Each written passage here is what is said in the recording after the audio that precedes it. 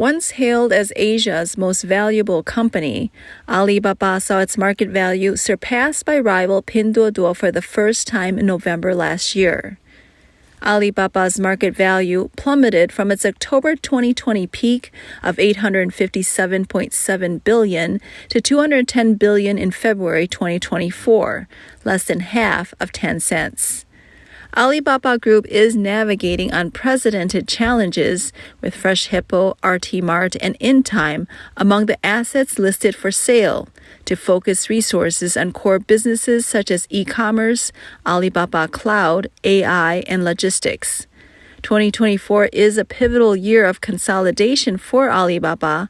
Analysts perceive the company to have conceded defeat. Following a change in Alibaba's board chairman in September 2023, the company initiated negotiations with strategic investors to divest retail assets.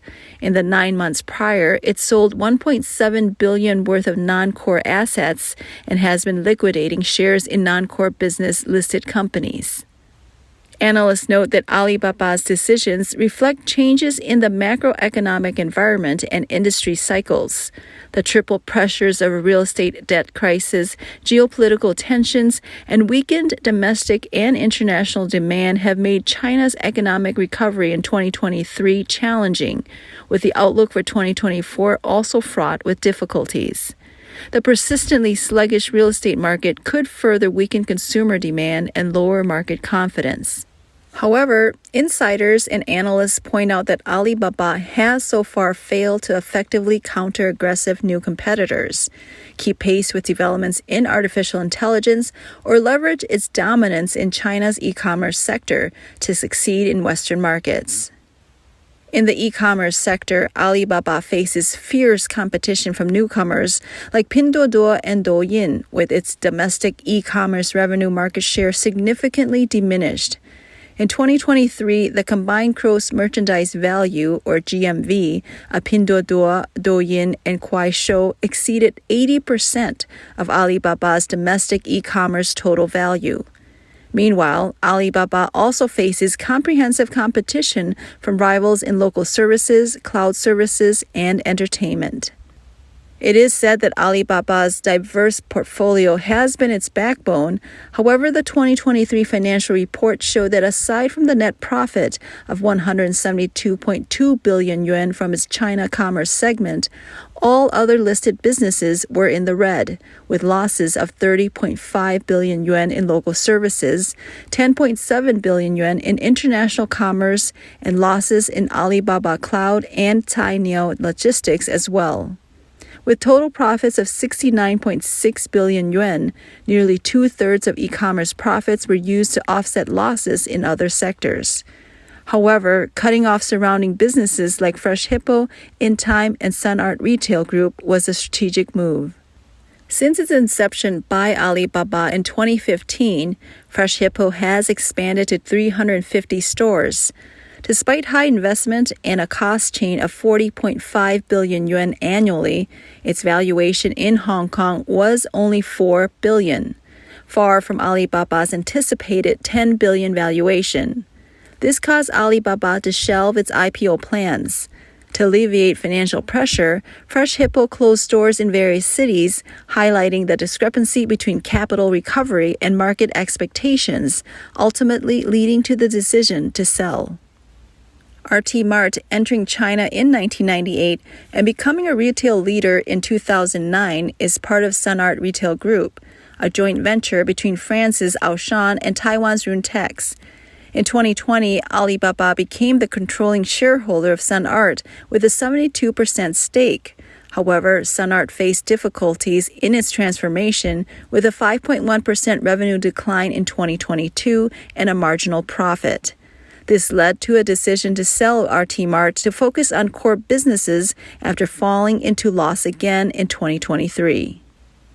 Intime Retail, central to Alibaba's new retail strategy from 2014 to 2017 and fully acquired after several investments, faced difficulties in recouping high transformation costs through price increases, leading to operational losses. With revenues declining and other companies in the same category growing, Alibaba decided to divest Intime Retail as part of a strategic and financial health consideration.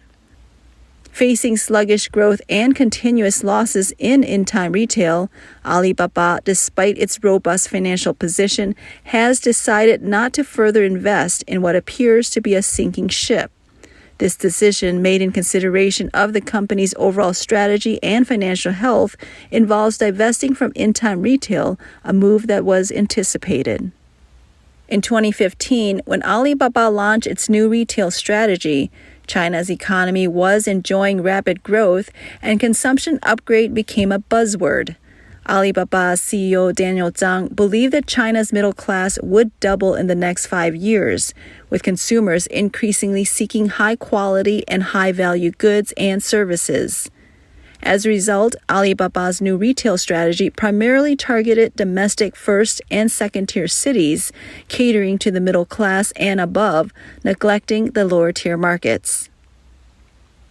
However, as the economic environment changed and consumer preferences shifted towards value for money, coupled with the rise of platforms like JD.com and Pinduoduo, Taobao and Tmall's market share dropped from 66% in 2019 to 44% by 2022. Alibaba's leadership misjudged consumer trends, missing the optimal opportunity to expand its share in the lower-tier markets. Alibaba recognized this trend and started to de-emphasize the new retail concept from 2020, but it was slow to pivot. Facing Pinduoduo's aggressive pricing, such as detergent for 2 yuan per bag with refunds but no need for returns, Alibaba was caught off guard. In 2018, Pinduoduo's GMV surpassed 1 trillion yuan for the first time, officially becoming Alibaba's main competitor. The special price version of Taobao didn't receive significant attention until 2020, by which time Pinduoduo's active buyers had nearly reached 800 million. Clearly, Alibaba was a step behind in e-commerce platform competition strategies. Pinduoduo's GMV surpassed 2.5 trillion yuan in 2023, further closing the gap with Alibaba. This forced Taobao to start supporting the initiative of refunds without returns from December 26 last year, with JD.com adopting the same policy the next day. Douyin e-commerce had already introduced a refunds-only option for higher-value goods in September of the previous year. Additionally, Alibaba's neglect of the live streaming e-commerce sector is another aspect where it missed market opportunities. Despite having top live streamers like Li Jieqi and Wei Ya, Alibaba failed to fully leverage this advantage, allowing Douyin and Kuaishou to capture the market. Nowadays, new users might not even be able to find the entrance to Taobao Live, effectively surrendering a vast market in live streaming e-commerce. It must also be acknowledged that 2020 posed additional challenges for Alibaba, including the halted IPO of Ant Group and a substantial antitrust fine. These events occurred at a time when the government prioritized control over the economy rather than economic development, leaving Alibaba with little energy for significant business maneuvers. It wasn't until March 2023, with the establishment of Xi Jinping's new government focusing on economic development, that Alibaba began attempting structural adjustments, seeking a turnaround by splitting into 6 major segments as announced by then-Group Chairman and CEO Daniel Zhang. The 1+6+N strategy comprised 1 holding company, 6 core business companies, and N independently managed business units. The 6 core business companies included Taobao Tmall Group, Alibaba Cloud Intelligence, Local Services, International Digital Commerce, Cainiao, and Digital Media and Entertainment, with N representing several other business units with independent management teams, financial systems, and market strategies, including Freshippo, Sunart Retail, and Intime Retail, which are everything Alibaba now plans to sell. Alibaba had initially hoped that 5 of the 6 core business companies could be listed separately, with Alibaba Cloud Intelligence planned for a listing by the end of last year and Cainiao by the end of this year. However, the plot turned as the second half of 2023 approached, with the international community intensifying its policies of containment and decoupling from the CCP, and the domestic market suffering due to various policy impacts. Market surveys show residents tightening their belts, cutting expenses in a phenomenon known as balance sheet contraction. Against this backdrop, traditional growth engines, internet and real estate markets entered a recession, dealing a significant blow to internet giants like Alibaba. In the 2023 Double 11 event, live streaming e-commerce and community group buying emerged as new battlegrounds. Yet Alibaba fell behind new competitors such as Douyin, Kuaishou, and Meituan. In live streaming e-commerce, Douyin led in sales, followed by Kuaishou, with Taobao Live lagging. In instant retail, Meituan flash sales ranked first during the big promotion, followed by JD Daojia, then Alibaba's Ele.me, Freshippo, and Tao Tianda. In community group buying, Pinduoduo's Duoduo Grocery and Tencent's Meituan led the market. The sales data from the Double 11 event vividly showcased the challenges Alibaba faces in the e-commerce market it once dominated. During the financial performance meeting on November 16, Alibaba Group announced that facing uncertainties, it has canceled the original plans for the IPOs of Alibaba Cloud Intelligence and Cainiao, stating that the plan to split into 6 major segments for a turnaround needs to be altered, including canceling the complete spin-off of Alibaba Cloud. This is due to new U.S. restrictions that could significantly adversely affect the operational capability of the Cloud Intelligence Group, impacting its profitability. Essentially, export restrictions make it more difficult for Alibaba to obtain critical chip supplies from U.S. companies, limiting the company's ability to upgrade technology. This comes despite Alibaba's previous statement in September that Alibaba Cloud Intelligence would go public as an independent company. The U.S. restrictions on exporting advanced chips stem from concerns that these chips could be used for cyber warfare, espionage activities, and the military advancement of the Chinese Communist Party. However, these chips are also crucial for training AI models and operating data centers.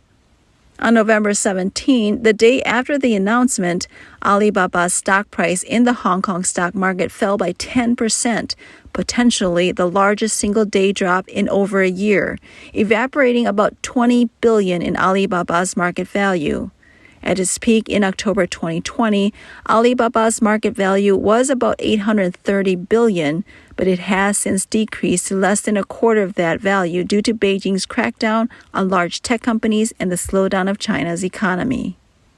On the evening of February 7th, Alibaba's financial report indicated that both operating profit and net profit had declined. Profits dropped 77% year over year to only 10.7 billion yuan, with the last quarter of 2023 showing revenue below market expectations and the slowest growth rate in 3 quarters. According to Alibaba Group, the decline in operating profit was primarily due to intangible asset impairment of Sunart Retail and goodwill impairment of Youku, reflecting the severe downturn in the broader environment. Under the CCP's rule, the international community's general expectation for China's economy is a long-term recession. A series of developments from last year has deepened this view. Institutions like JP Chase and Goldman Sachs hold negative views and expectations for China's economy. Top economists like Paul Krugman have expressed doubts about China's economic prospects. President Biden referred to China's economy as a ticking time bomb, and during Treasury Secretary Janet Yellen's visit to China, Japan and South Korea set up emergency working committees in anticipation of potential risks in China, while Fitch Ratings downgraded China, contributing to a global consensus of bearish outlooks on the country. In August last year, Michael Burry, the investor known as the original Big Short, liquidated all of his Alibaba shares in one move. SoftBank, once a significant shareholder of Alibaba, holding about 34% of its shares, significantly reduced its stake in Alibaba from 2022 to 2023. Tencent's largest shareholder, Process, also announced on April 11, 2023, that it had transferred its 96 million Tencent shares to the Hong Kong clearing system, indicating possible share sales. The major shareholders' reduction in their stakes in the two giants of China's internet industry has sparked market concerns about the prospects of China's internet sector and the broader economy. This is a firm market indicator signaling to Alibaba, listed in the U.S., that it is facing strong short-selling pressure in the international capital markets. This could lead to a continuous decline in the group's stock price and severely impair its financing capability. Therefore, Alibaba's decision to sell assets such as Freshippo, Sunart Retail, and Intime Retail can be seen as a preventative measure against such potential risks. To prepare for future challenges, Jack Ma replaced himself with Zhou Cai as the chairman of the board. Cai, a co-founder of Alibaba Group, has played a pivotal role at major turning points in the company since 1999. Cai's contributions began with securing $5 million in funding from Goldman Sachs at the turn of the century, which helped Alibaba transition from a startup website into a legitimate company. Afterwards, Alibaba nearly collapsed during the internet bubble of 2001 to 2002, but Cai helped secure a $20 million investment from SoftBank. In 2003, Jack Ma launched Taobao on a local scale, and with aggressive promotion the following year, Cai played a key role in Alibaba's survival. In 2005, Cai facilitated a deal with Yahoo, which invested $1 billion in Alibaba for a 39% stake. Yahoo, one of the world's largest internet companies at the time, significantly boosted Alibaba's brand image and market position as a shareholder. Cai, a third generation of a Taiwanese family of lawyers and a graduate of Yale Law School, worked as a tax lawyer at Sullivan & Cromwell in New York. In 1995, he moved to Hong Kong to work for a Swedish investment company and joined Alibaba 4 years later, becoming the only foreign member of Jack Ma's founding team of 18. He also became a significant individual shareholder in the company, second only to Jack Ma, through his collaboration with Ma. Later, when Yahoo sold its 39% stake in Alibaba for $7.6 billion in 2012, it was under Cai's leadership, marking an important milestone in Alibaba's history as it truly became an independent company. Joseph Cai's wife, Clara Wu, serves as an advisor to Taobao and is an alumnus of Stanford and Harvard. She is a formidable figure herself, being the granddaughter of Wu Sanlian, a significant personality in Taiwan's media and political spheres, the spiritual leader of the Tainan Business Group, the first mayor of Taipei, and the chairman of Tainan Textiles, holding more than 10 titles. The reappointment of someone with such a significant family background in Taiwan and adept at navigating the fiercely competitive business environment and challenging economic climate indicates that Alibaba is indeed facing a critical moment. In the eyes of the Chinese public, Alibaba is hardly seen as a technology company, focusing instead on the everyday needs and wallets of ordinary people. Far from being a high-tech enterprise, it is perceived merely as a website, utilizing internet technology to sell goods and provide loans, engaging in activities with no technological content. It's no surprise, then, that JD.com and Pinduoduo have caught up. Even if Alibaba were to go bankrupt, many in China might not be surprised. Over the past decade, Alibaba has invested in 400 to 500 companies, with total investments nearing 1 trillion yuan, comprising 1/7 of all companies listed on the A-share market. However, it's been observed that many unicorn companies Alibaba invested in, despite being highly acclaimed projects at the time, found themselves in trouble or even shut down after being acquired by Alibaba, raising questions about Alibaba's strategic judgment. After acquiring Youku Tudou, Youku gradually fell behind Tencent Video and iQIYI. Alibaba's acquisition of Xiaomi Music led to its fading from the mainstream and eventual shutdown on February 5, 2021, leaving only a service termination notice, asset handling, and refund application options on the Xiaomi Music app page. The revenue of Ele.me, another Alibaba acquisition, is far behind that of Meituan. UC Browser and TT Pod, acquired by Alibaba, have long been forgotten or shut down. Alibaba's acquisition of the bike-sharing service Ofo ended in bankruptcy, with refunds expected to take until the year 3000 if there's still money to refund by then. Alibaba's acquisition of Suning.com led to the sale of the company. On the evening of February 28th, Suning.com announced a 14.8 billion yuan equity transfer plan, introducing new ownership under Shenzhen International and Kunpeng Capital. In contrast, Tencent's investments have seen substantial success, with over 70 of its 861 invested companies going public and more than 160 valued at over 1 billion each, including star enterprises like JD.com, Meituan, and Pinduoduo, earning significant returns. Several reasons account for Alibaba's investment failures. First, some failures are attributed to bad luck and timing rather than Alibaba's fault, such as investments in Youku, Xiaomi Music, and others, which struggled due to copyright issues as copyright protection systems improved. For example, even without Alibaba's investment, traditional retail businesses like Suning would struggle against e-commerce. When investing in Sina Weibo, the platform was already showing signs of decline, so Alibaba's investment did not necessarily mean it would prosper. Furthermore, investing in SnapP became redundant as major smartphone brands have their own app stores, eliminating the need for a third-party software distribution system like SnapP. This led to its natural decline. Secondly, Alibaba's management style is problematic, leaning towards excessive control. For instance, when Alibaba invests in a company, it often parachutes its own executives into the firm, disrupting the original entrepreneurial team and causing founders to lose control of their businesses. This forced imposition of Alibaba's corporate culture hinders the healthy development of these invested companies. The importance of founders to their companies cannot be overstated, as many businesses decline due to their departure. For example, Apple nearly collapsed after Steve Jobs left, only to become great again upon his return. Similarly, the quality of Lau Ganma's products significantly declined in the absence of its founder, Tao Huobi, and only returned to normal after her comeback.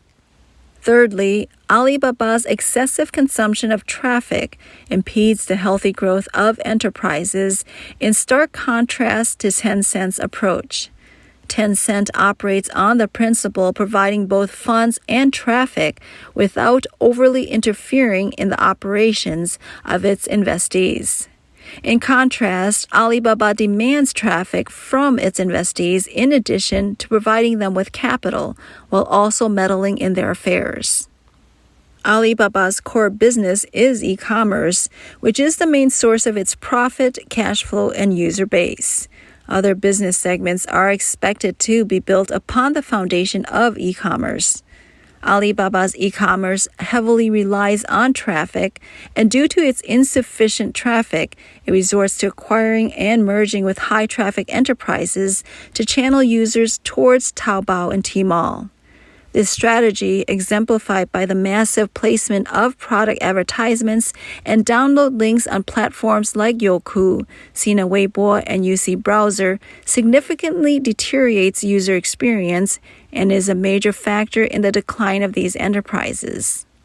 In summary, the current market environment is not favorable for Alibaba, affected by a combination of factors including a sluggish macroeconomy, declining consumer confidence, competition from rivals, government regulation, and a global bearish outlook.